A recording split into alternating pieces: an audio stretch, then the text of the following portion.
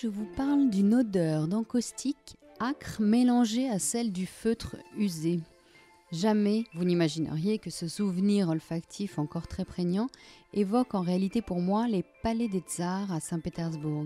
En effet, je remonte le temps et me souviens olfactivement de ce moment lorsque de grosses babouchkas à Cariat nous tendaient de vieux patins en feutre pour revêtir nos pieds afin de ne pas abîmer les magnifiques parquets 18e. Et cette odeur très animale entre cire et poils de mouton, tranchée avec les dorures et la luxure des palais. Les musées sont odorants. Paul Valéry d'ailleurs parlait de solitude cirée.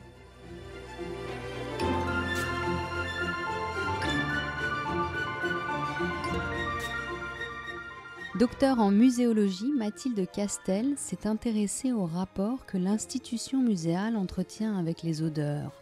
Que fait notre nez au musée, ce temple de l'œil? Est-ce qu'une œuvre d'art sent? Est-ce qu'un dispositif olfactif peut nous influencer?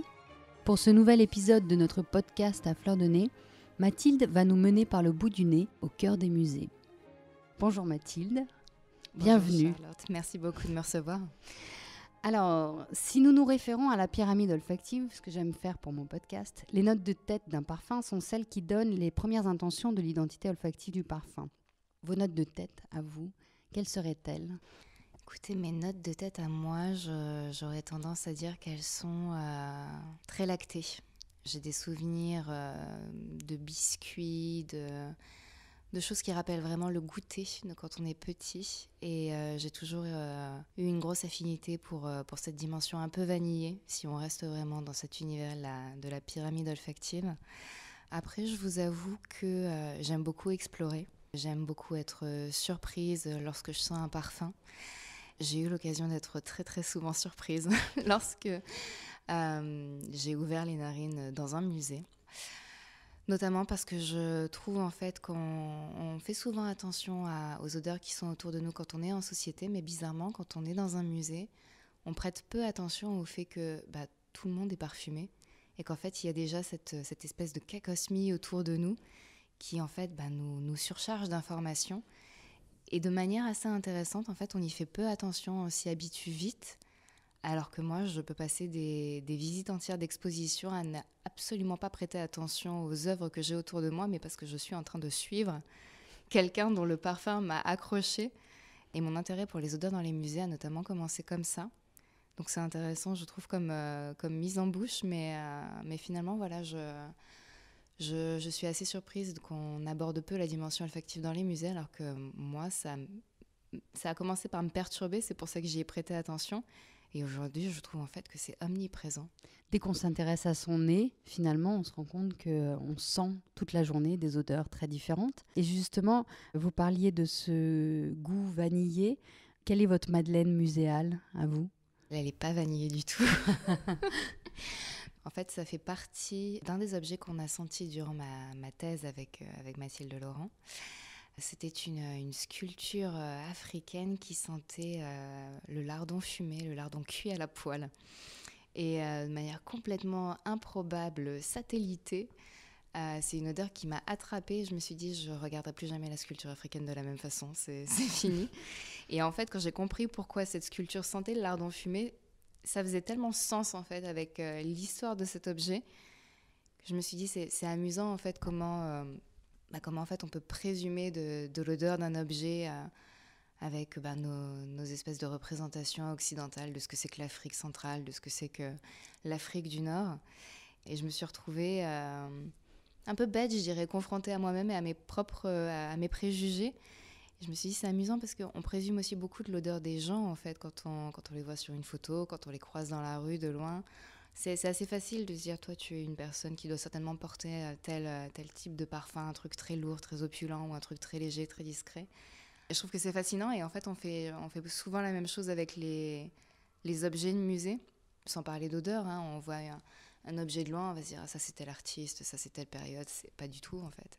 Et je trouve que c'est génial de se retrouver comme ça un peu penaud, un peu bené face à nos certitudes ou nos besoins de certitude, de se conforter dans le fait qu'on sait à peu près ce qu'il y a dans un musée, on sait à peu près quel artiste on s'apprête à confronter, alors qu'en fait pas du tout. Et je trouve que Il y a un vrai besoin, que ce soit en termes d'odeur ou en termes d'art en général, de rassurer les gens sur le fait que c'est OK de ne pas connaître, d'être dans une démarche d'apprentissage total et de se dire t'as pas besoin d'être expert en fait pour entrer dans un musée, t'as pas besoin d'être expert pour apprécier ce que tu es en train de voir, tu peux aussi juste arriver et puis être poreux à ce qui se passe et voir et en fait te laisser surprendre et c'est souvent comme ça qu'on se crée nos madeleines aussi.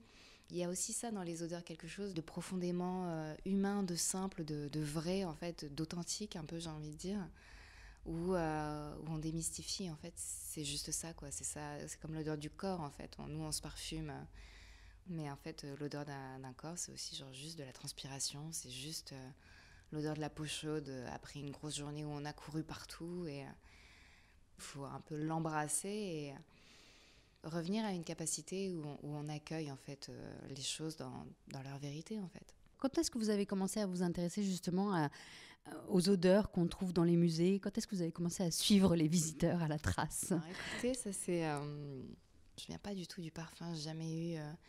je vais pas vous dire que j'ai une sensibilité aux odeurs depuis toute petite, ce serait complètement mentir. Mais vous avez un nez comme nous tous. Ah bah, voilà. Je prête attention, je pense, voilà, comme nous tous.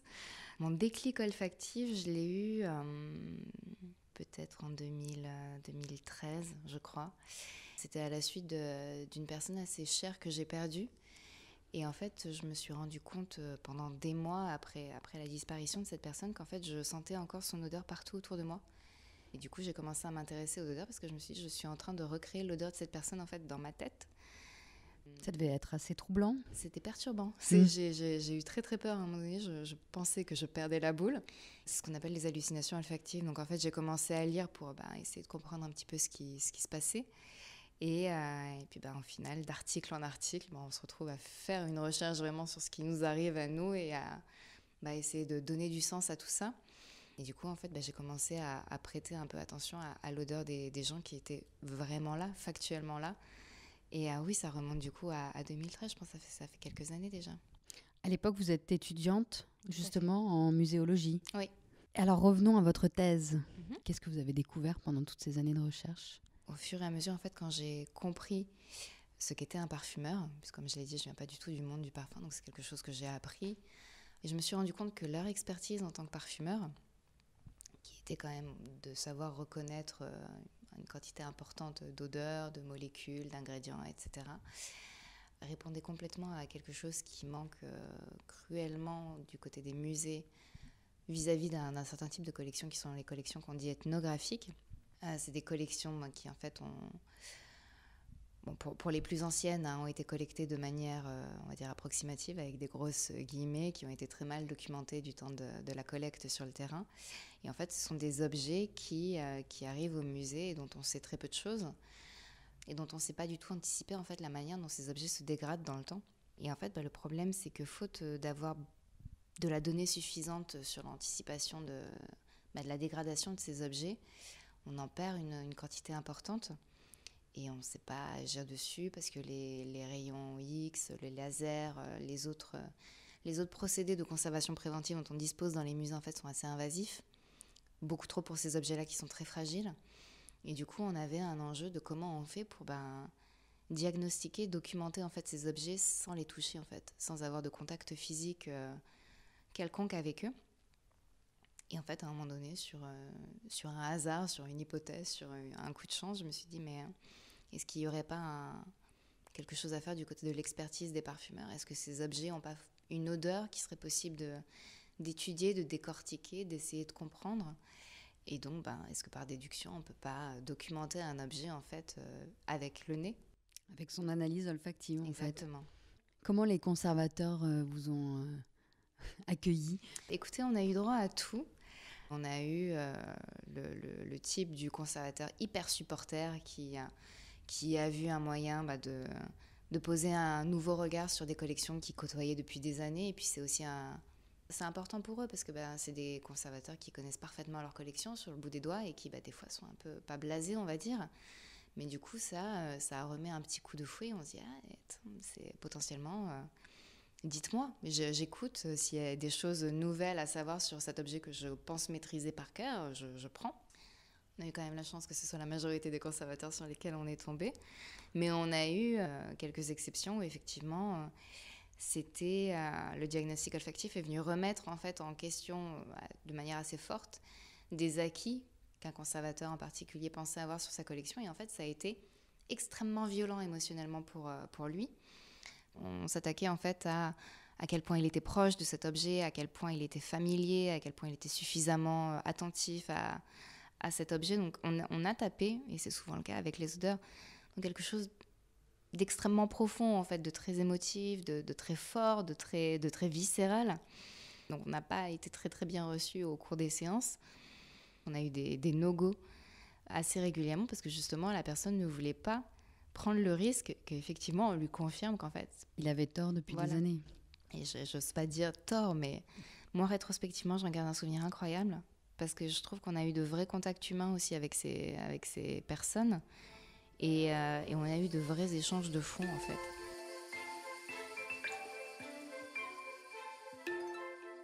Et alors l'autre aspect aussi de vos recherches, c'est aussi les dispositifs olfactifs dans les musées. Tout à fait. Qu'est-ce qu'on sent d'ailleurs dans un musée ? Dans les musées, on sent, déjà les visiteurs, on y prête moins attention, mais parce que je pense en fait qu'on a une capacité reset qui s'active dans les musées, comme quand on met reset, quand on rentre dans le métro, parce qu'on sait qu'on va sentir des odeurs potentiellement pas très agréables. Il y a dans certains musées l'odeur de la cire, l'odeur du parquet, l'odeur de... Voilà, il y a des musées avec énormément de boiseries qui ont une odeur très caractéristique. Des musées qui sentent le formol, des musées d'histoire naturelle qui sentent le formol en fonction de là où on est, des musées de pharmacie aussi. Après, on a de plus en plus effectivement d'installations olfactives qui arrivent dans des musées. À l'initiative, au moins en partie d'un artiste qui a été mobilisé, souvent qui collabore encore avec des maisons de parfums ou avec des parfumeurs indépendants. Je pense qu'on est dans une phase d'exploration un peu de comment il est possible en fait de créer des odeurs. Parce que tout simplement l'odorat en fait prend de plus en plus de voix, on va dire. Après, je pense que quand on arrive dans le dur, dans comment on fait, se servir en fait de l'odeur que dégagent naturellement des objets, que ce soit de la nourriture, que ce soit des matériaux, etc. Ça tient pas dans le temps. Ça tient pas le temps d'une exposition, donc c'est un peu frustrant parce qu'effectivement quand on annonce, surtout dans les musées en fait, quand on annonce quelque chose, il faut que le visiteur le perçoive, sinon il y a un côté frustration, remboursez-moi mon billet, quelque chose d'assez agressif.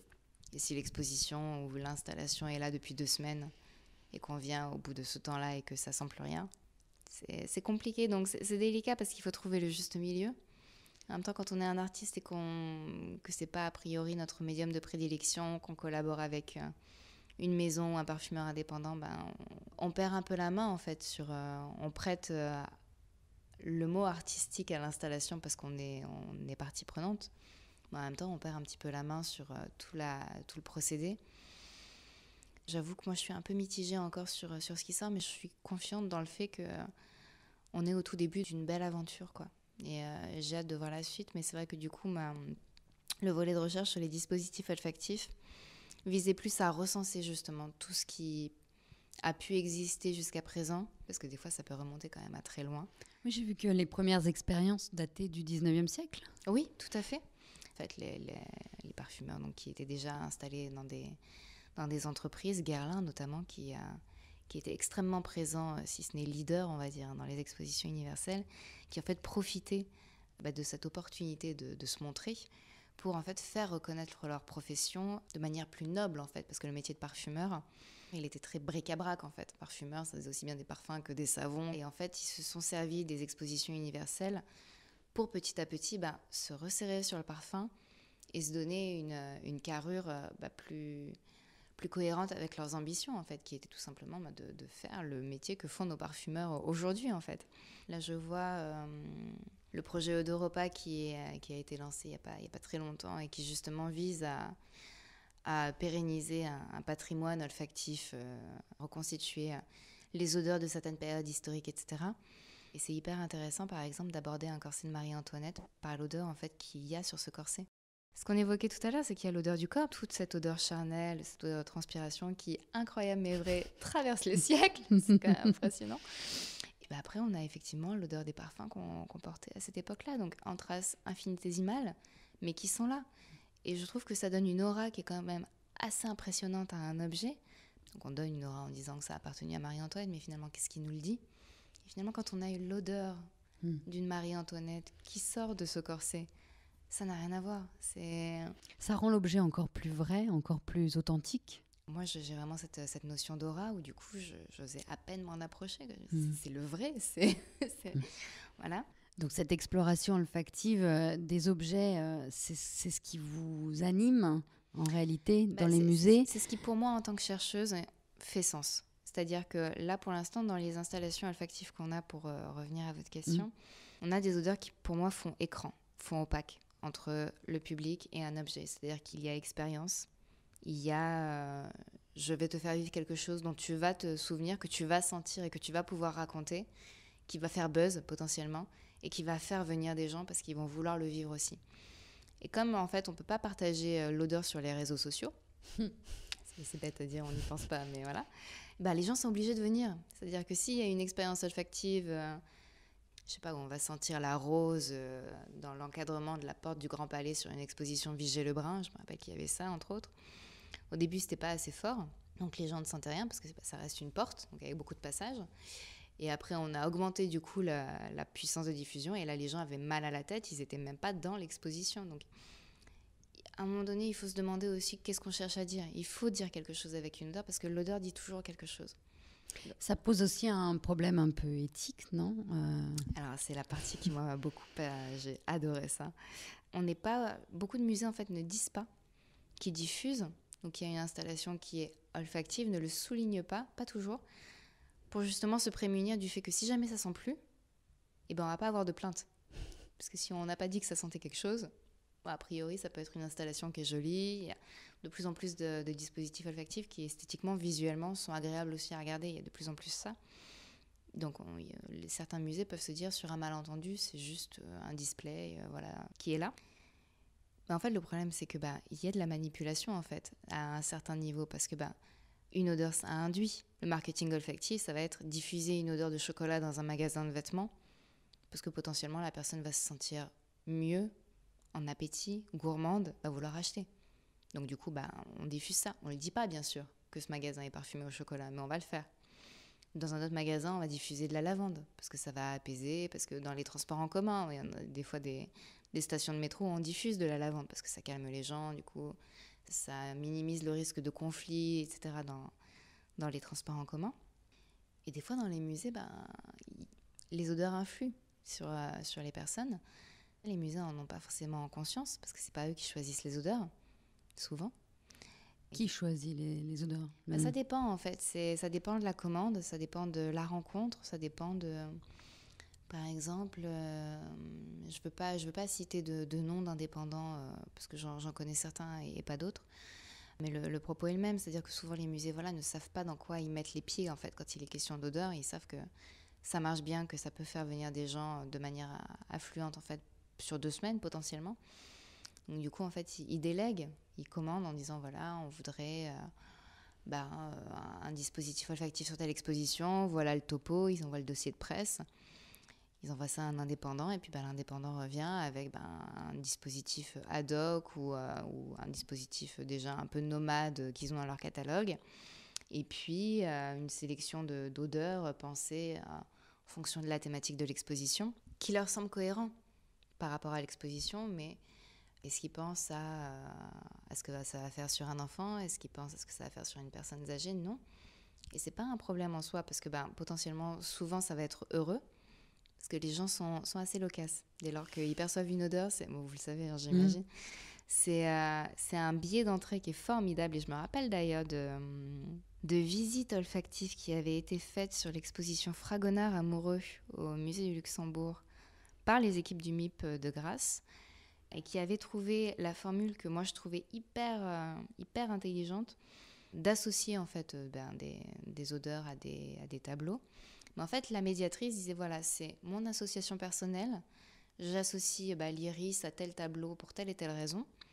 Et ensuite, il y avait un temps d'atelier où du coup, on présentait quelques ingrédients au groupe de visiteurs et on les invitait en suivant à faire leurs propres associations entre les ingrédients qu'ils venaient de découvrir et les tableaux. Ce qui fait que C'est très drôle, hein, parce que j'avais pas du tout prévu de faire ça, mais j'ai fait l'expérience.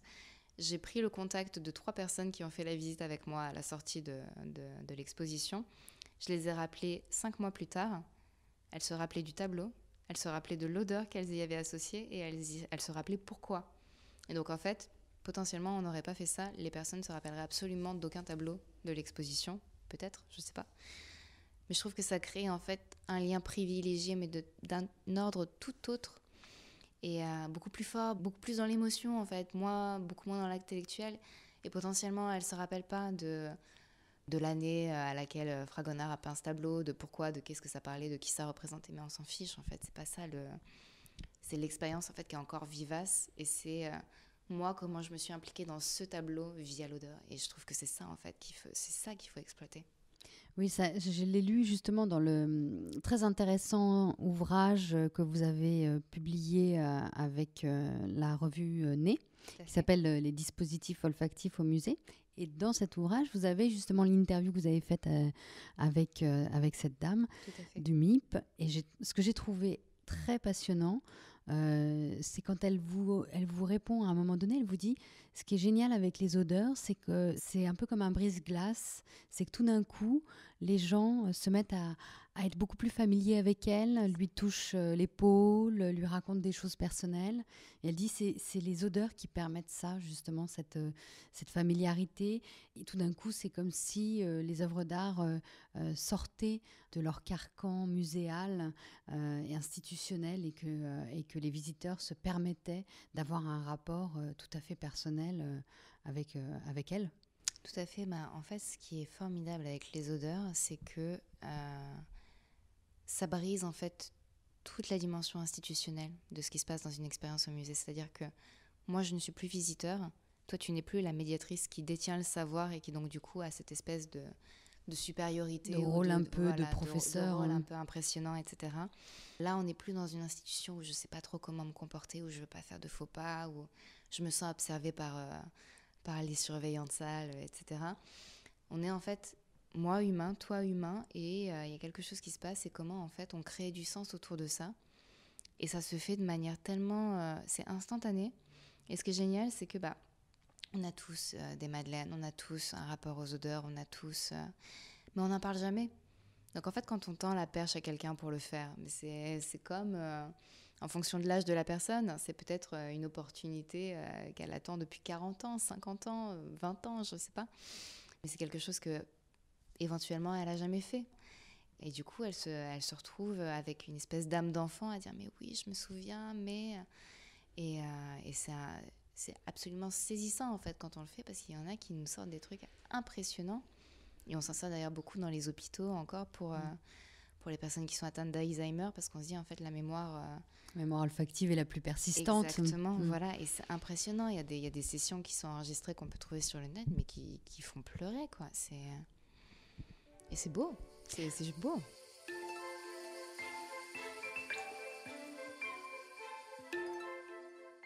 Les odeurs, en fait, c'est peut-être une jolie métaphore pour le dire. C'est peut-être un moyen un peu poétique de dire, en fait, que on a cette espèce de besoin d'ascendance et de dominance, en fait, vis-à-vis de l'art.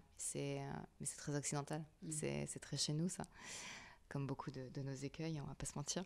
De se dire que si on est un bon critique ou si on est ce qu'on appelle un connoisseur, c'est qu'on est capable d'arriver... D'identifier très exactement, rapidement. D'arriver, de dire, voilà, c'est telle période, c'est tel pays, potentiellement c'est tel peintre. Si regarde la pâte, regarde comment la dentelle a été faite, regarde le petit éclat, regarde le repoussoir, enfin...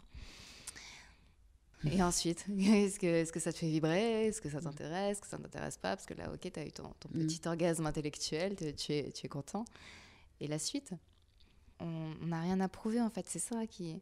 On n'a rien à prouver quand on est en face d'une œuvre d'art. On n'a rien à prouver quand on rentre dans un musée. On a quelque chose à vivre. Mais ce truc-là, même si les musées se font un devoir de plus en plus de nous l'amener, en fait, sur un plateau, ce quelque chose à vivre... Et les artistes aussi, parce que ils ont compris que c'était ça qui marchait, malheureusement. Donc du coup, ils suivent un peu le mood, parce qu'il faut manger. Mais en fait, c'est quelque chose à vivre, c'est à nous d'aller le chercher, quoi. C'est Paul Valéry qui avait inscrit ça sur la façade du Palais de Chaillot, je crois. Si jamais c'est pas ça, c'est la honte, mais je crois que c'est ça. Qui avait dit « Ami n'entre pas sans désir ». Faut pas arriver dans un musée en touriste en n'ayant aucune idée de ce qu'on vient y chercher, mais c'est comme tout dans la vie. Si on vient passer un entretien d'embauche mais qu'on veut pas le job, on n'a pas le job. Si on rentre dans un musée en disant j'ai vu de la lumière et qu'on sort et qu'on a l'impression d'en avoir rien tiré, c'est normal en fait. C'est pas la faute du musée, c'est pas la faute du commissaire qui a mal fait son expo ou de la médiation qui a mal fait son boulot. C'est qu'on n'était pas en appétence, on n'est rien venu chercher. Et je trouve que dans les musées, c'est intéressant parce que souvent, on rentre et puis on est un peu en mode je suis là, apportez-moi l'expérience, apportez-moi l'orgasme artistique, j'attends. En fait, non, ça ne marche pas comme ça. On est devenu un peu fainéant aussi avec les réseaux sociaux où tout est avec tout. pré-mâché. Avec tout, on est dans une ère du service où aujourd'hui, pour tout et n'importe quoi, vous avez envie de quelque chose là, maintenant, tout de suite, dans la seconde. Uber. Vous sortez votre téléphone portable, vous avez tout. Par exemple, vous m'évoquez un livre. Avant d'être redescendue et d'être rentrée chez moi, j'aurais sorti mon téléphone, j'aurais passé une commande sur la Fnac, et puis la Fnac me dira dans 1 heure c'est bon, tu peux venir, et puis j'irai chercher le livre avant de reprendre le train ce soir, quoi. Donc en fait on a l'habitude que tout soit facile, et quand ça l'est pas, on se retrouve un peu comme une poule qui a trouvé un œuf. Et on se dit, ok, c'est la panique, le bateau prend l'eau, c'est la galère, Titanic, qu'est-ce qu'on fait, les gilets de sauvetage, voilà, et c'est chacun pour soi. Et souvent, on cherche un coupable, mais c'est la faute à soi, en fait. Le mal de notre génération, je trouve, c'est qu'en fait, on va rien chercher un peu avec les dents, quoi. Et parfois, moi, quand je rentre dans un musée, j'attends pas forcément la révélation à chaque fois, hein. Des fois, c'est genre, en fait, je vais sentir quelqu'un... Même avant d'avoir montré mon billet, je vais voir quelqu'un qui me dépasse je ne sais où, et puis en fait je vais suivre cette personne, mais potentiellement cette personne elle va aller à la cafétéria du musée, et puis elle va lire pendant 1 heure, et puis en fait moi je vais rester à côté assise sur une autre table, et puis je vais la renifler pendant 1 heure en essayant de deviner ce que c'est. Et je vais pas trouver, parce que j'ai pas non plus une bibliothèque de parfum dans la tête et j'en veux pas, mais potentiellement pendant 1 heure ça va me tenir en haleine et ça va me faire vivre quelque chose. Et à la fin, peut-être que cette personne, elle va sortir et que j'aurais pas envie de la lâcher pour aller faire l'expo que je suis initialement venue voir, mais qu'en fait, je vais la suivre. Après, une fois qu'elle rentre dans le métro, je la laisse partir parce que sinon, c'est flippant. mais voilà, il faut rentrer dans un musée, mais dans la vie en général, pour moi, avec une appétence, en fait. Il faut rentrer avec une espèce de petite faim. Il faut être dans l'instinct, faut pas chercher, faut pas trop réfléchir. Et dans les musées, mais comme dans d'autres lieux de recueillement, en fait, après chacun a sa bulle, en fait, chacun a son sas de décompression. Faut accepter d'être tout nu, en fait. Faut accepter d'être vulnérable, faut accepter d'être poreux à ce qui se passe. Faut accepter d'être déçu. Les odeurs, justement, c'est ces petites choses toutes humbles. Si on n'y fait pas attention, en fait, elles passent et puis on les sent pas et la rencontre n'a pas eu lieu et puis en fait, personne ne le saura jamais et c'est comme ça. D'un autre côté, s'il y a rencontre, ça peut être extraordinaire. Merci. Merci beaucoup, Charlotte. Mathilde.